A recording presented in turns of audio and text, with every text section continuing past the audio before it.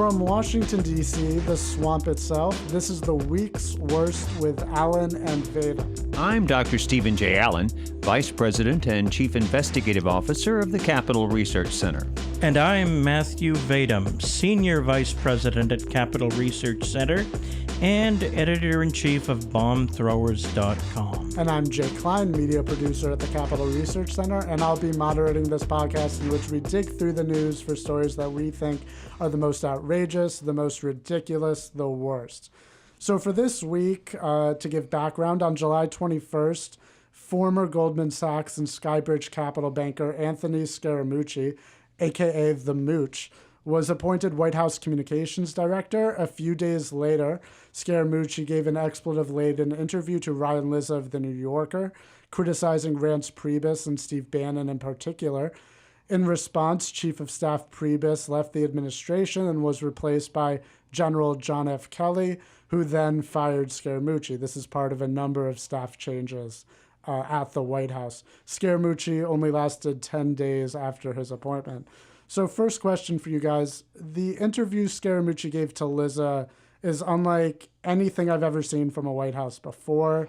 Rumors were at the time that Trump supported his actions.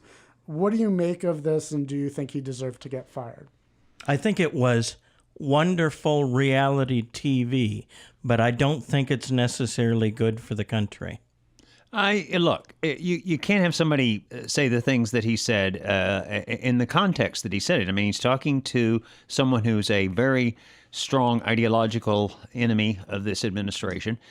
He gives what I guess is supposed to be off the record. I mean, that's insane to assume that that's actually going to be even if that's the agreement that they would keep that agreement. A reporter who hates you. Per Lizza, it sounded like it was supposed to be on the record actually, which is even more shocking. Right, and I don't dispute that because it's just you assume that something like that is going to be on the record, even if the agreement is for it to be off the record. I know some smart people in politics who just have a rule: they don't give off-the-record conversations to reporters.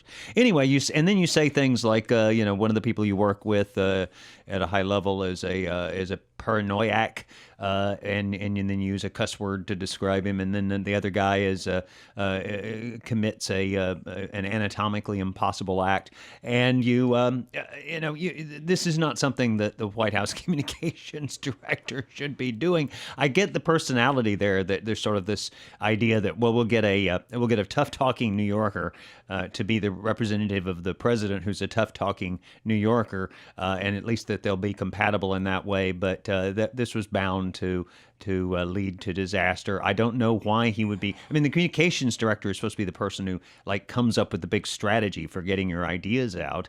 And Scaramucci's got a lot of positive qualities, I'm sure, but that is not something that you would expect someone like him to be good at doing. So why he was in there in the first place, beyond his compatibility with the president, I don't know. Do you believe the rumors that Trump supported and perhaps even asked him to give that interview?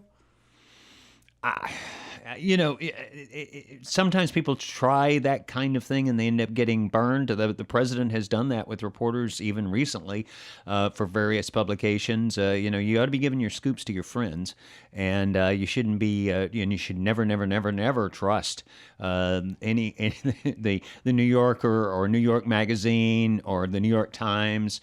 Or strangely, any publication that has New York in the name seems to be suspect. There used to be a New York Observer, I think, that was a good paper, and maybe the New York Post. But basically, you want to stay away from folks who are just going to twist whatever you say, or use what you say that you think is off the record. Sometimes, people all the time in politics they fall for this trick of talking to. I was a reporter. If you were my ideological adversary, it's not a good idea for you to talk to me and then claim it's off the record. And that's unfortunately something they keep falling for in this administration. It seems bizarre to me that the agenda of Scaramucci's interview seemed to be to push out Reince Priebus, but then he's fired by Priebus's replacement, General Kelly.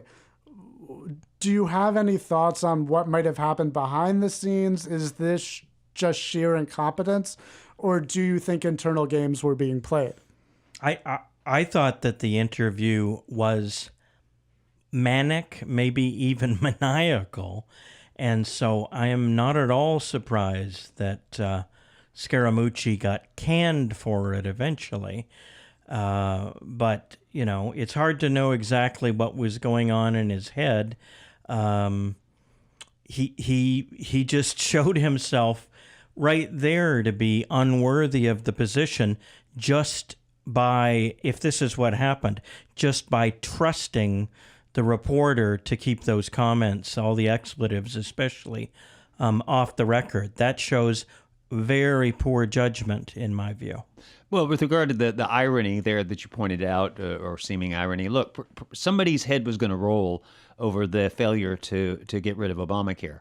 And there was, at one point, the president was standing there with the secretary of HHS and said, hey, this guy, he might lose his job if this repeal doesn't go through.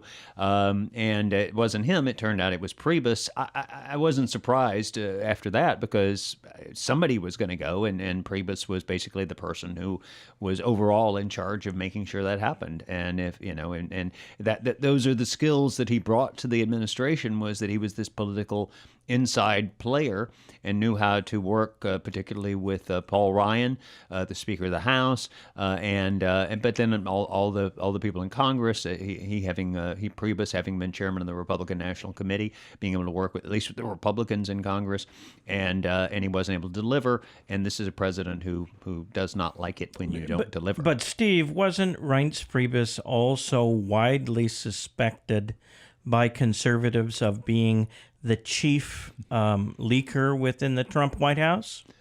That was certainly, I think that's true. You could say that he was the one suspected.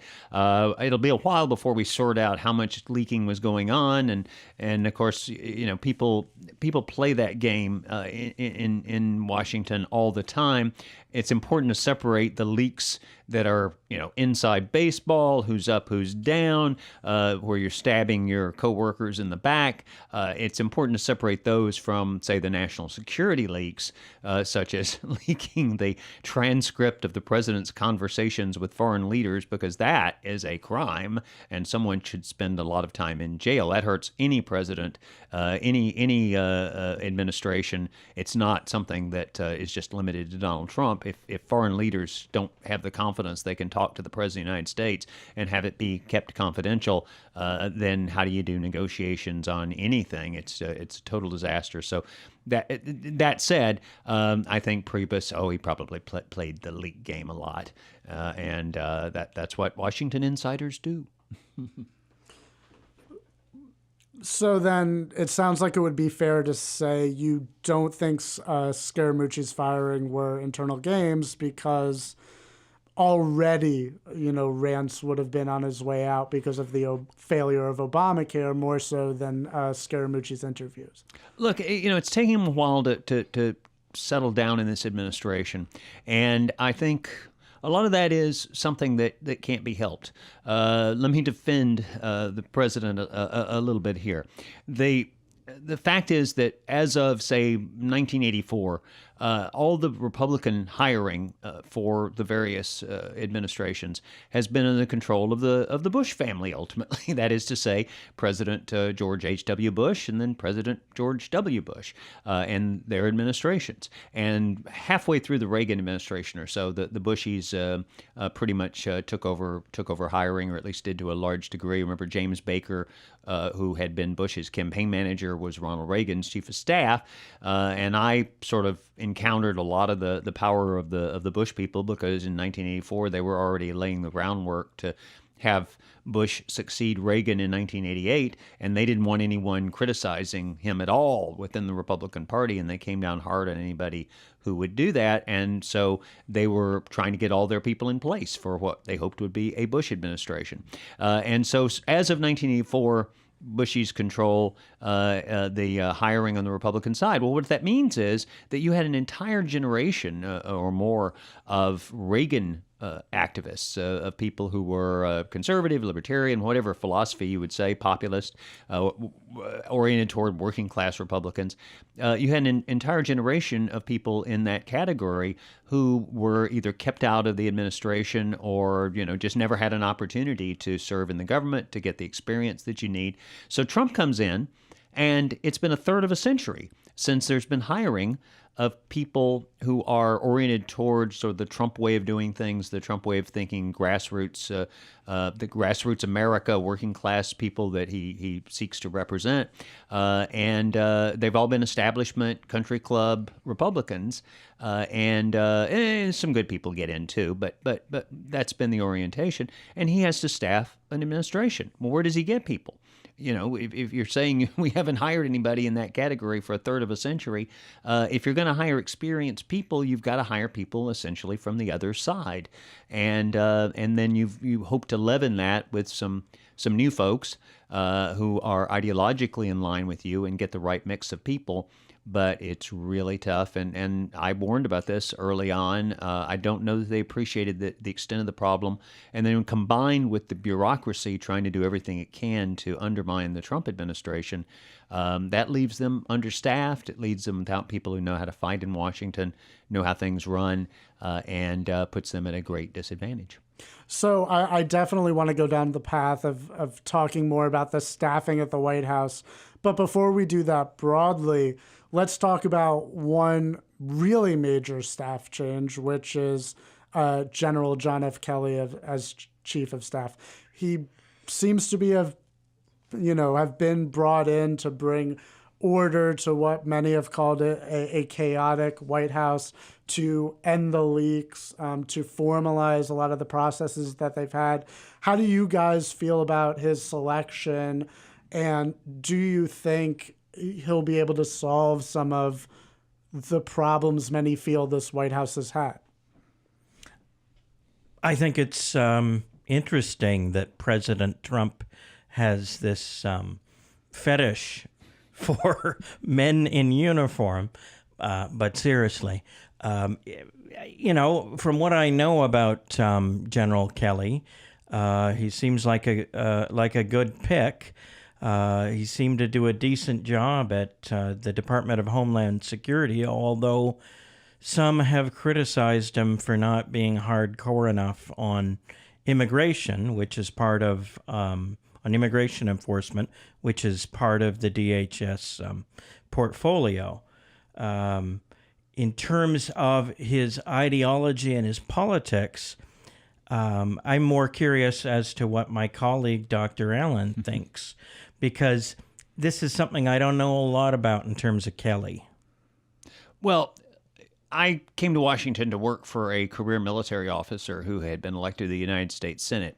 And if memory serves, he was the first career military person to be elected to the Senate and maybe to Congress for decades. You're referring to Jeremiah Denton. Jeremiah Denton, who was Alabama, who was a brilliant man, and was elected in part because he wasn't a politician.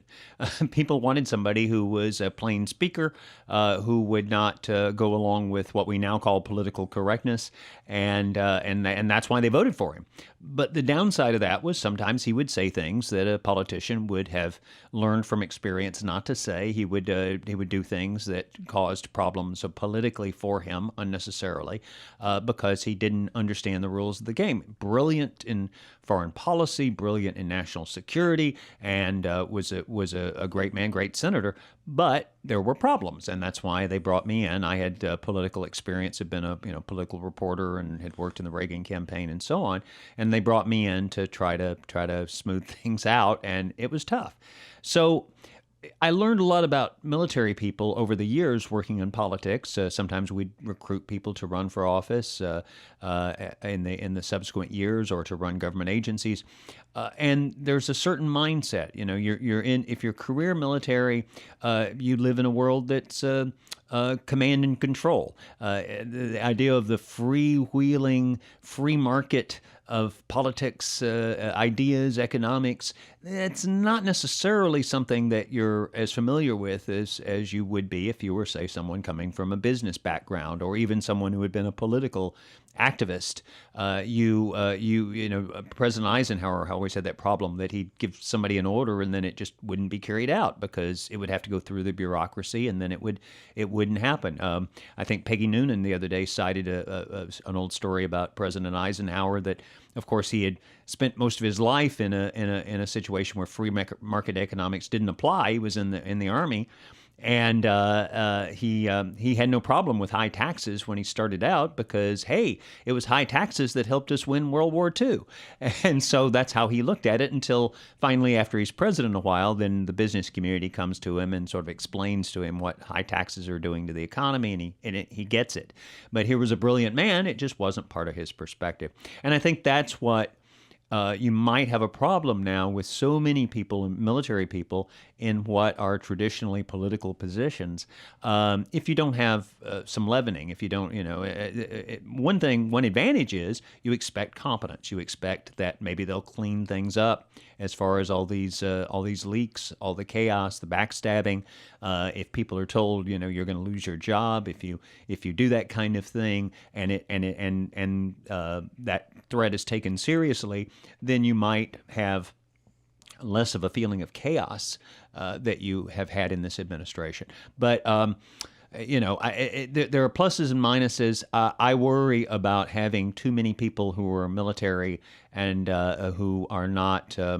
What was the thing that Sam Rayburn, the famous speaker, said of the Kennedy cabinet? That he just wished one of them had run for sheriff. If one of them had had the kind of political experience you get from running for local office or running for something like sheriff, and I think we may have that with all the military people in the White House. Now we're seeing that with the purge of people in the national security area who are the Trump loyalists who believe the things that the president expressed in the campaign. And I think it's fair to say it's a purge. One after another they keep falling. So let's talk about that. That was some of the other staffing changes that we alluded to earlier. So if I understand the situation correctly, and Steve, you can correct me. So H.R. McMaster is the head of the National Security Council. And there were a bunch of people that Flynn, who was the previous head before he was pushed out because of Russia stuff and lying to the vice president, brought in a bunch of Trump loyalists with some different views on national security issues. And now they're slowly, one by one, losing their jobs. Is that accurate? Yeah, and again, it's the problem I alluded to before.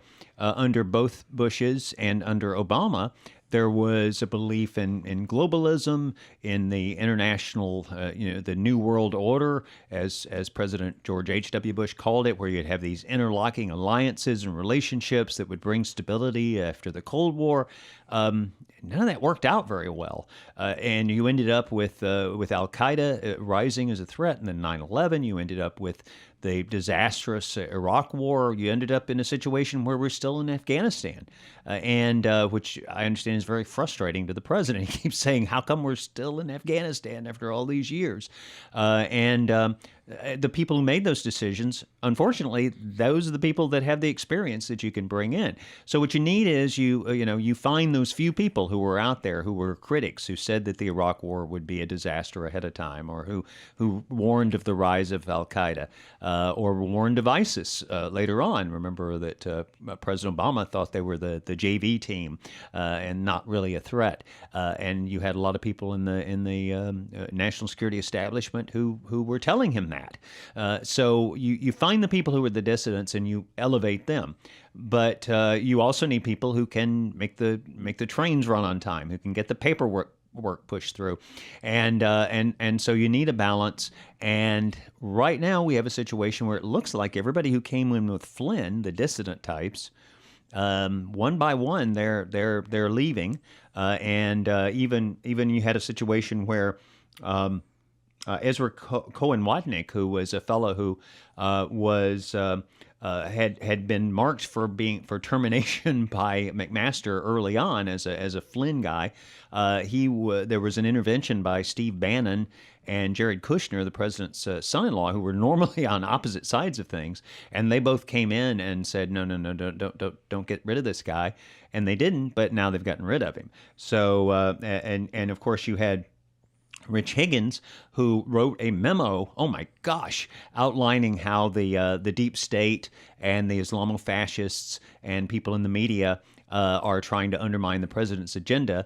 And this memo circulated around. That became something of a crime. And there was a list of people who were Obama administration holdovers, and that it was suggested that they be gotten rid of. And well, you're not allowed to do that kind of thing. So Higgins is gone, and you have a lot of the sort of the people in the media who don't like anyone who challenges authority on national security. They used to like it back in the old days when it was like George W. Bush in. They loved the people who would challenge his national security beliefs. But nowadays they want to pretend that the deep state doesn't exist, which they used to write about for year after year after year. They want to pretend that that there aren't people who would be interventionists, want us to get into unnecessary wars. All that now is a Trump fantasy, even though they used to write about it all the time.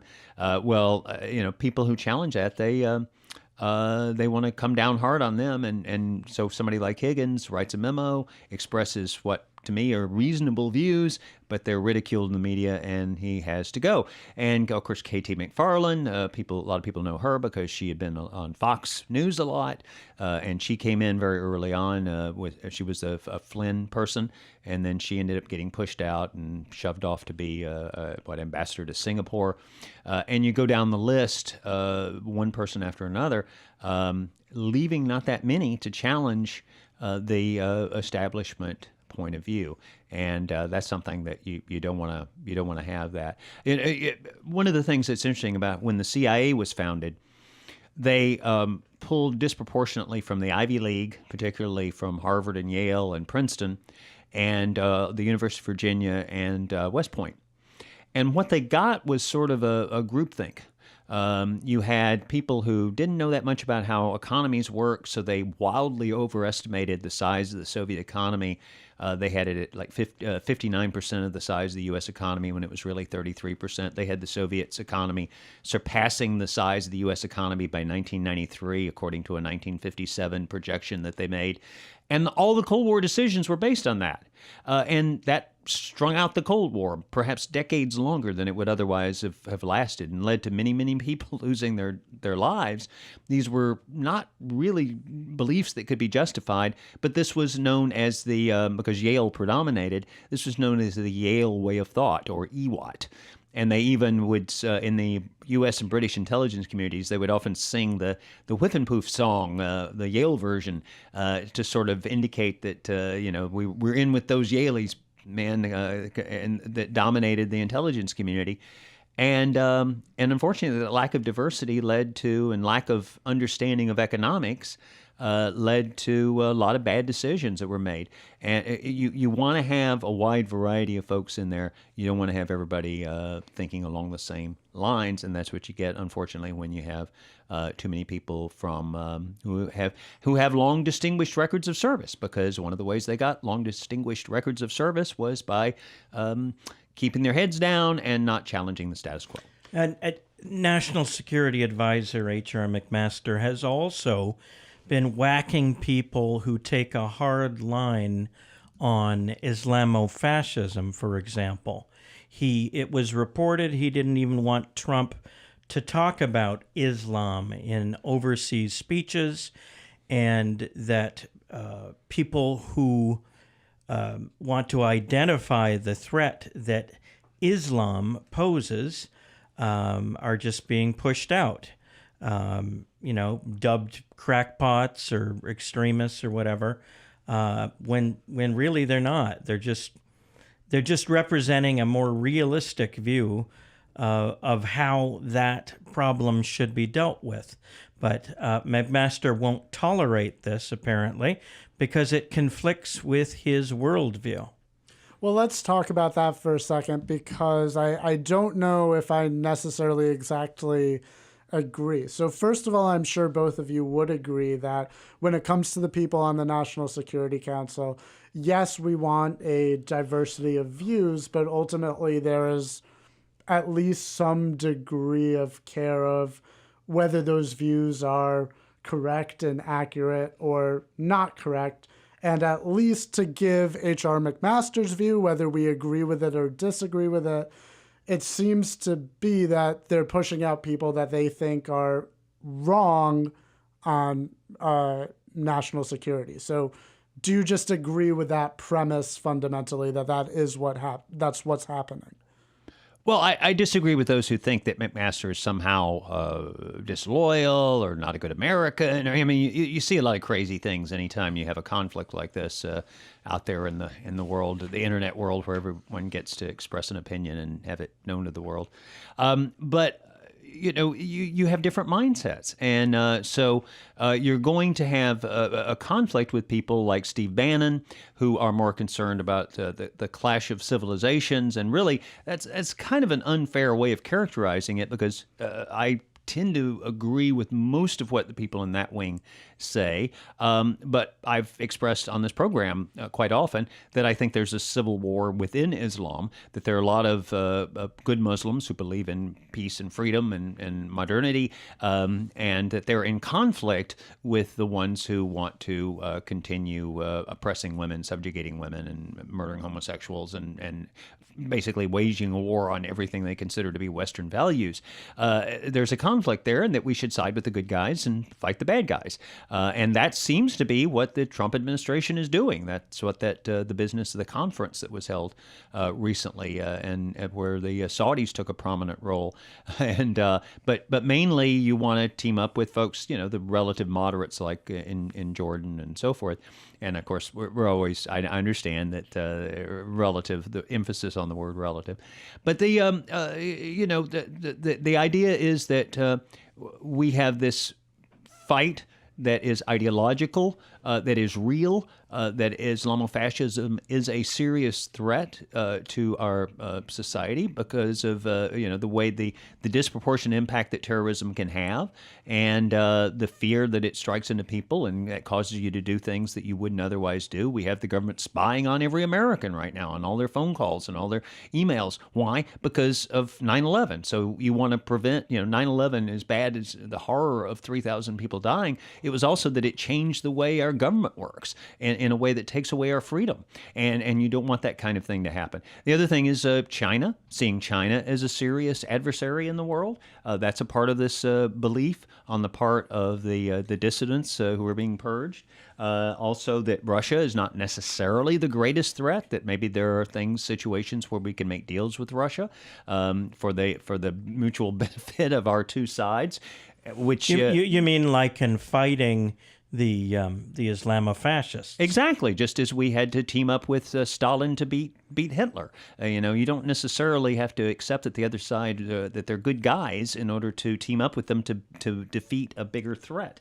NATO... And it just reminds me of from the James Bond movie Quantum of Solace.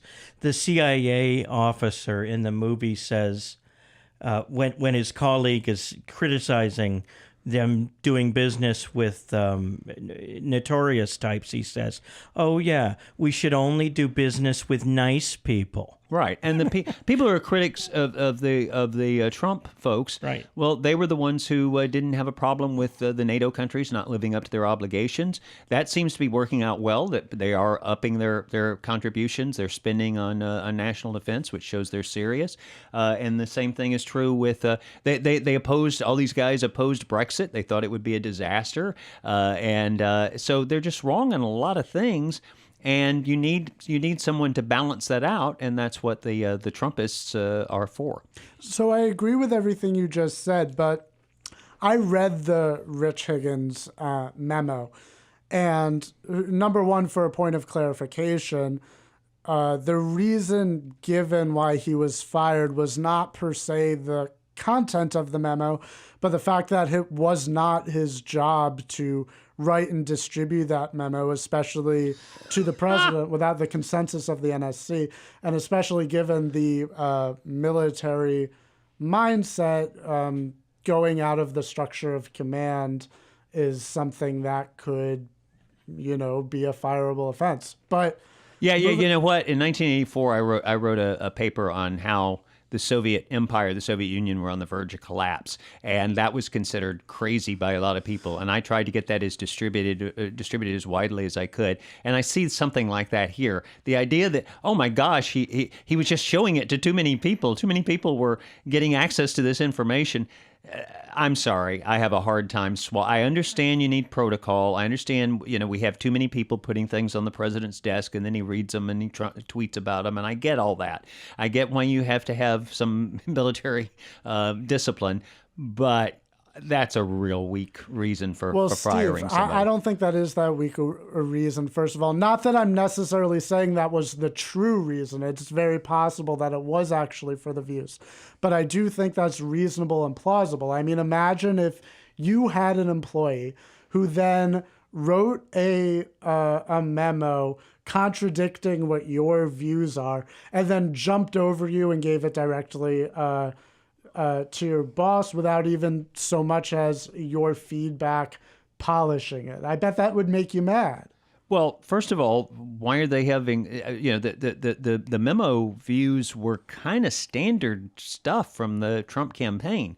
So you have to go a long way to saying that someone should be fired for expressing those views in whatever forum. Look, I get it, and maybe it was a problem because memos like that should generally be anonymous for a reason, and that is so they don't come back to bite you. And that's the procedure that maybe should have been used, which is put it out there, but don't put your name on it. And I know that sounds like inside Washington stuff, but sometimes you do have to do that. And you see that historically, a lot of the great strategy memos have been at least initially anonymous when they were written. So I'm not going to necessarily defend that one aspect of it, but it's really scary that someone would write something that's that expresses what the president said during his campaign, and that makes him different from the previous candidates. That people, were fed up with the Bush interventionism and Obama's leading from behind, and so this idea of allowing countries to express extremism, and we're just going to go along with it, and we're going to facilitate it. Look up Presidential Study Directive 11 for an example of how that can lead to disaster. That was the thing they came up with on the Middle East that led to all the horrors that came from the Arab Spring. And so, I get that, but I want people like that in good positions in the administration, and sometimes you have to just take something like that and keep the person around, at least keep them in some position so that they can continue to discuss these issues. Well, let's talk about the actual views that were in the Higgins memo, because I read them and I don't know that they necessarily were specifically the point of view that Trump had expressed during the campaign. There were bits and pieces, certainly, but more so they seemed like the views of the Center for Security Policy and Frank Gaffney, which is somebody we're all familiar with. Matthew, you just put out a book with the Center for Security Policy. And it's called Team Jihad. And you did an event with Gaffney promoting it. And it was a fabulous event. The Log Cabin Republicans were there, and they're fabulous. Indeed. And I'm familiar with their views as well because we interviewed a number of them for our film Soviet Islam with Trevor Loudon, which is available on our YouTube channel. And that, too, is fabulous. Thank you very much. I appreciate that. But I do still have some questions and problems with these views, especially being advocated at that high level in the administration, which is fundamentally what the Higgins memo said. Was it said there are essentially Islamofascists, which I can't remember if that's the word in the memo, but that's the word I think he you says used, Islamists, Steve. which is Islamists, perhaps. I prefer Islamofascist because it makes it more clear what you're saying. But anyway, and the left, the radical left, socialists, communists, Marxists, share an agenda which is against the United States, and therefore they have, whether actively or passively, whether consciously or unconsciously, formed an alliance through their shared agenda, and that this is a major threat to the United States. I don't know that I agree that it is a major threat to the United States. I don't know if this is as serious as North Korea or actual Islamists who are in other countries. Certainly it's something we should be concerned about it. But to treat it as if this is the primary threat to national security right now seems to me relatively unfounded and hyperbolic. So that was my thought on the memo. Would you guys push back on that? Look, there's an alliance between... I'll let Steve push back on my behalf. Exactly. As Matthew has reported, look, there's an alliance between the radical left, which unfortunately is now the mainstream left, and the Islamofascists. And this goes everything from, if you look at the far left, member of Parliament George Galloway, who was ousted from the Labour Party, the left-wing party in Britain, and then ended up as the candidate of a coalition with the Islamofascists, and they got him reelected to Parliament. Called the Respect Party. The Respect Party. And then you look at how the blind sheikh, his lawyer, was William Kunstler's sidekick, the famous radical leftist attorney in the United States who represented every left-wing cause. And his sidekick then was the lawyer for the blind sheikh, and who was recorded talking with him about how they had things in common, basically the U.S. and capitalism as represented by the U.S. These were the things that they had in common. You're referring to the late attorney Lynn Stewart. Lynn Stewart, exactly, who ended up being convicted. I believe is the only non-Muslim who has been convicted of being someone aiding Al-Qaeda in the United States. And I believe her client, the blind sheikh, Omar Abdul Rahman, was convicted under the rarely prosecuted offense of seditious conspiracy. Right. Yeah, he was behind the landmarks plot, which is blew up landmarks in New York City. It was connected to 9/11. He was actually the spiritual leader of Al-Qaeda. He was in on the original attack on the World Trade Center back in 1993. And so he was behind the brutal attack, I think it was in 97, on tourists in Luxor, Egypt. Something like 50 people were killed. Right, and here Lynn Stewart is, who's a prominent left-wing attorney, and she's the one who's making it possible for him to transmit his messages to his minions by pretending she's talking to her client and that his views are being translated, and the translator was actually the person who was talking with him. So anyway, the point is that you can go through one thing after another going up to the Democratic National Convention and Hillary Clinton's campaign, and Hillary Clinton saying that if that Muslims are peaceful and tolerant people and have nothing whatsoever to do with terrorism. And as I say, it is true that many Muslims don't have anything to do with terrorism and are great people. It is also true that much of the world's terrorism, probably the majority of the world's terrorism at this point, is connected to the civil war within Islam. So you have these political alliances. Every time you attack radical Islam, you're attacked from the left, if you're somebody like Matthew or me.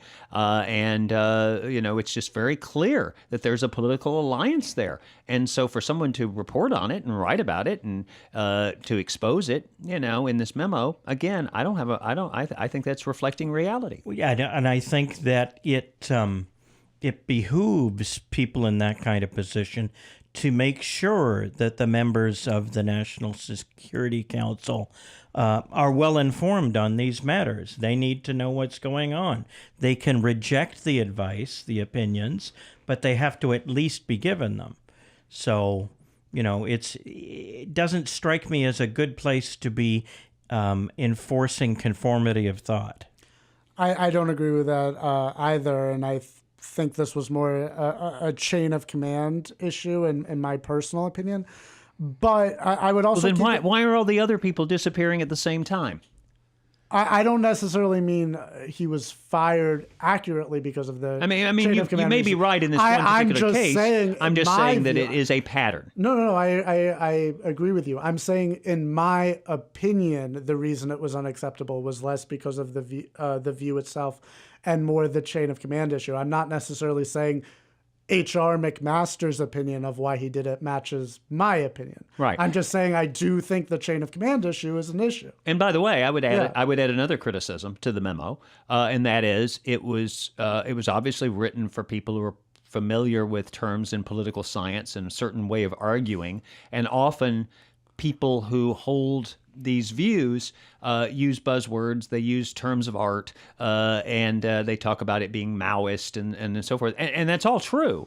But, it's like one time I took a scientific paper on genetics, and I showed it to somebody, and I just chopped it up. And when I showed it to the person, he said, this guy sounds crazy. Because it did, out of context, not knowing what all the words mean, it kind of sounded crazy. And that's what this thing is. I saw the excerpts that were printed by The Atlantic, and then the commentaries. And the commentaries were, can you believe someone said this crazy thing? And then they quoted some person at the White House without naming that person who said, can you believe this? Excrement, and that the person said, because that's what, if you don't know what any of this means and you've never read anything like this before and have not been exposed to these ideas, and you read something like that, the first response you're going to have is, wow, this kind of sounds kind of wacky. So I would criticize it in that regard. And as I say, I think the thing should have been distribute it in a different way, send it out anonymously so it doesn't get back to you, or maybe find some other forum. Comey was, maybe we could find Comey's friend, the professor who leaks to the New York Times, and send it to somebody like that and have them get it out. Yes, I think The Atlantic was equally hyperbolic to the memo, and calling it a conspiracy theory I don't think is accurate, which they did. And Matthew, perhaps you could correct me on this, but I don't even know if anybody is saying that an actual conspiracy, real or not, has necessarily happened here between Islamists and Marxists, but rather a quirk of history and confluence of agenda more so than actually conspiring. Is that accurate? I think there's a thin line between those two things.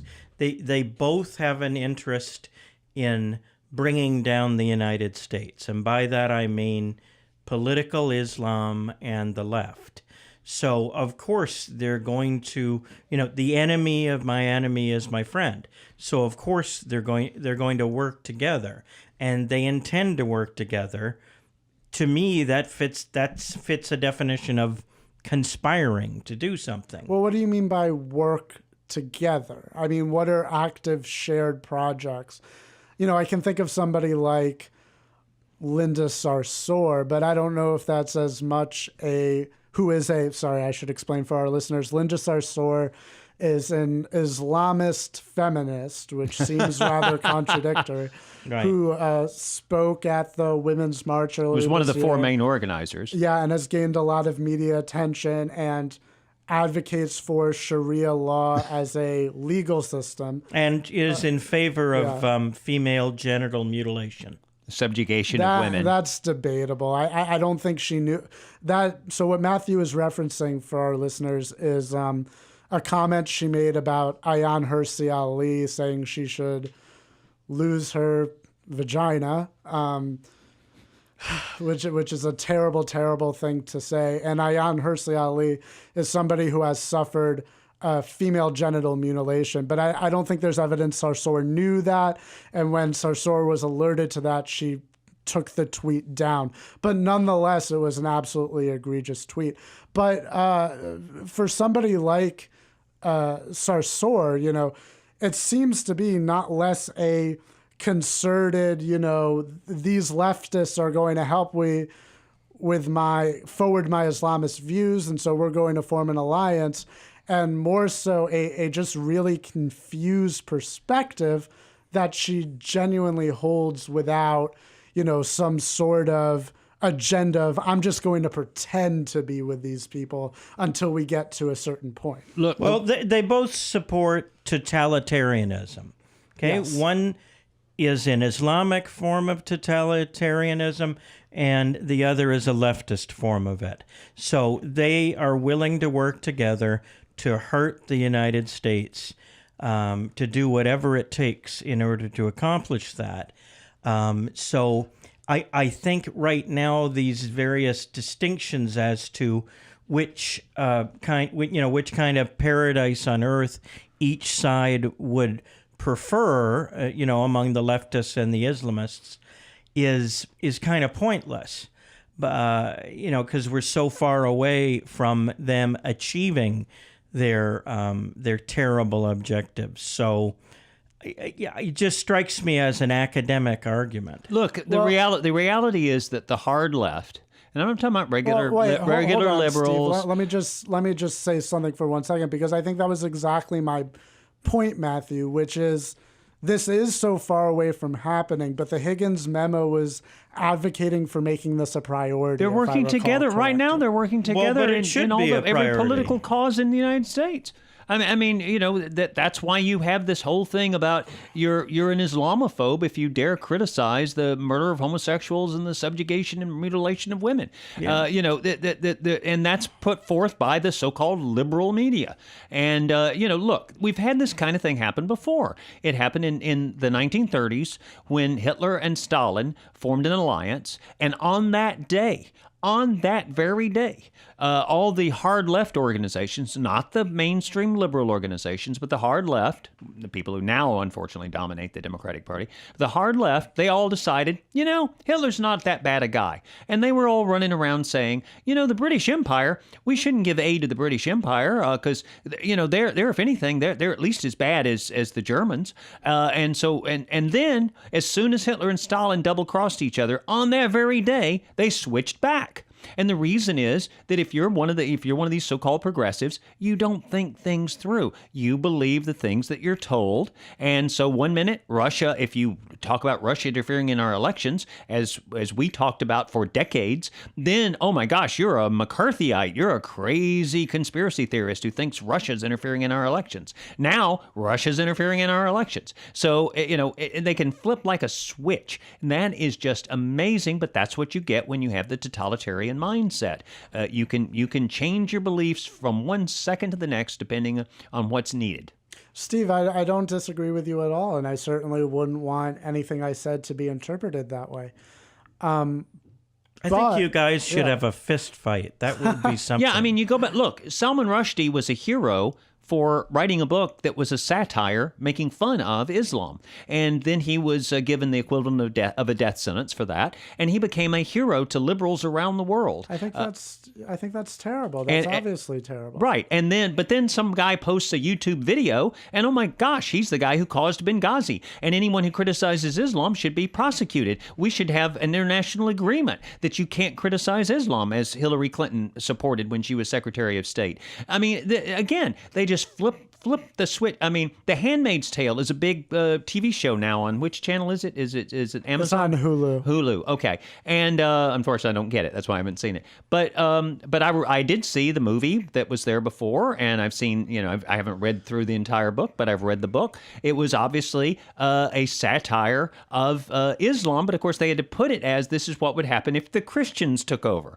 But it's actually a pretty, at least the versions that I've seen were depicting sort of in a satirical way the practices of Islam, because the left used to be against radical Islam and the oppression of women and so on. They used to be against that. Now, if you bring those things up, oh my goodness, you're an Islamophobe, you're a racist, you're a xenophobe, and because that's how their minds work. I don't disagree with anything you said at all, and I think those views are of Islamists and leftists that would make common cause and defend radical Islamic extremists is, I think, horrendous. But it's one thing to say that this is a threat that we face, Islamism in the world.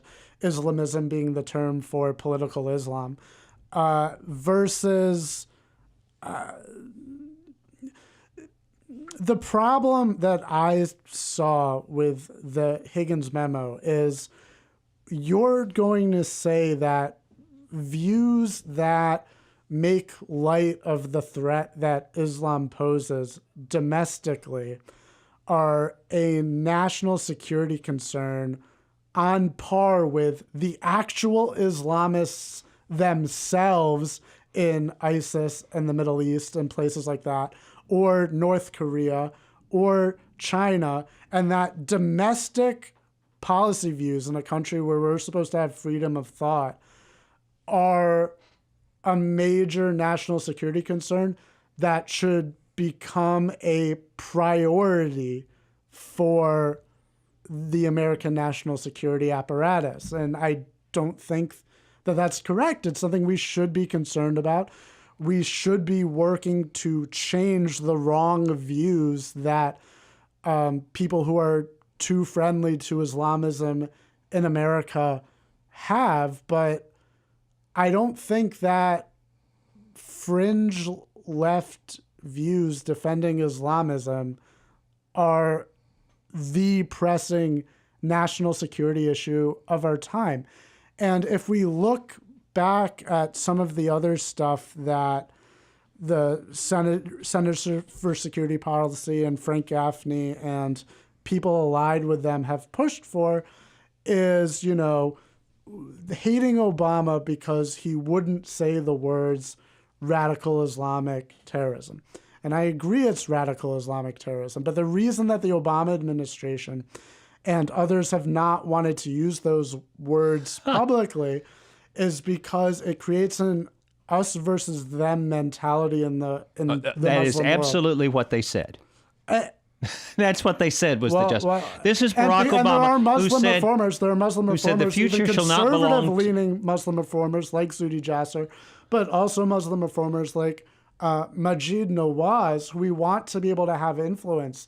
And when we create an us versus That's them their mentality, excuse. that hurts the ability. As for I've that to said happen. before, if you deny the civil war within Islam, then you're not doing what you should be doing, which is taking the side of the good guys against the bad guys. Okay? So when you have Barack Obama say to the United Nations, the future shall not belong to those who would slander the prophet of Islam, which is literally anyone who doesn't believe in Islam is someone slandering the prophet, because you're not accepting him as the right, because in Islam, the way they look at it is, if you don't agree with Islam, if you don't stipulate to its tenets, you are engaging in defamation. Exactly, which the international community has been working really hard with the support of people like Hillary Clinton to take away our First Amendment right to criticize. And that was what the Benghazi thing went beyond. It wasn't just that they were trying to shift the blame. Remember, they did the same thing with that preacher in Florida who was going to burn a Quran. Terry Jones? Yeah, exactly. Now, I would never do that. I consider that disrespectful to my friends who are Muslims who believe in peace and freedom and democracy. I would never do that. But he has a right as an American to do that. And they were basically, the news media were inviting death threats against the guy. And Nightline actually said something at one point where they said, well, now he's asked for police protection because of all the death threats. And then the reporter on Nightline says, well, good luck with that. In other words, he's really happy this guy's getting death threats. And that's how they were.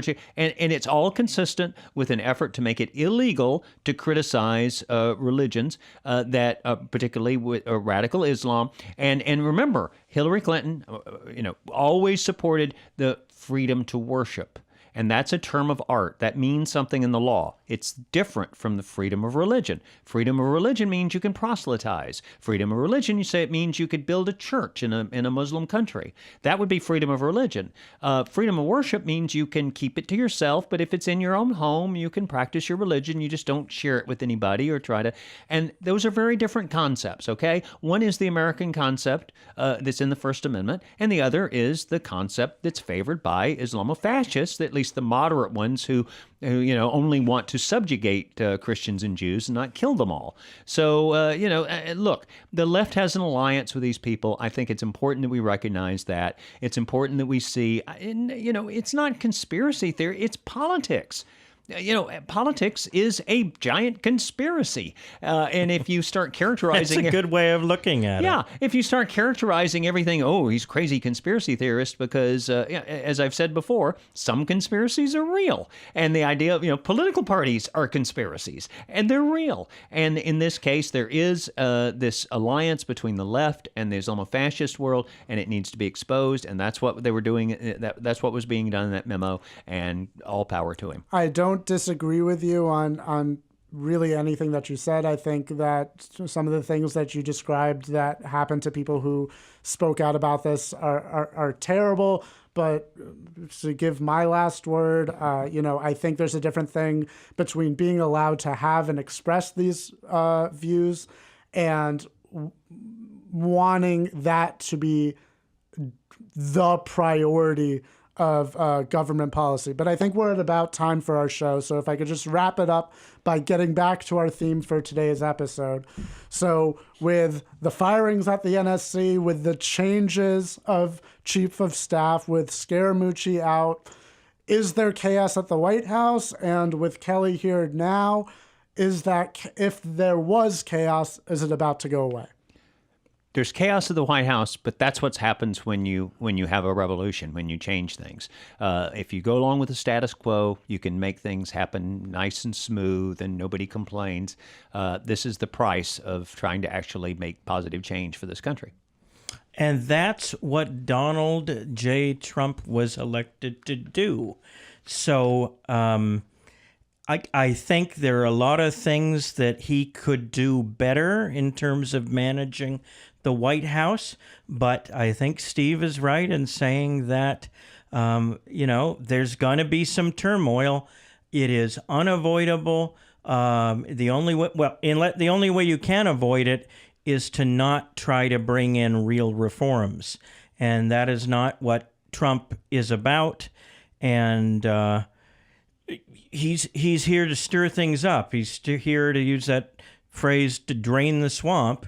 And I could just keep coming up with all sorts of horrible cliches and metaphors, like you gotta break some eggs to make an omelet. Drain the swamp and you'll get all the alligators snapping at you. That's right. Or you can't.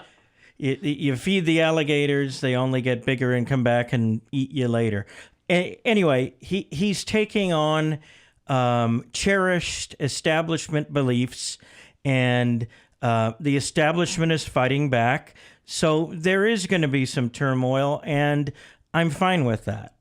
All right. I think that was a pretty great show. We went almost for an hour there. That's way longer than we ever What go. was the subject again? So I think that means we had a pretty good discussion there. So that's our show for this week. We'll be back next week, and we hope you'll join us. If you're not already, please subscribe to this podcast on iTunes and Stitcher, and follow us on social media at Capital Research Center on Facebook and YouTube, and at Capital Research on Twitter. I'm Dr. Stephen J. Allen. And I'm Matthew Vadum. And I'm Jake Klein. Thanks for listening.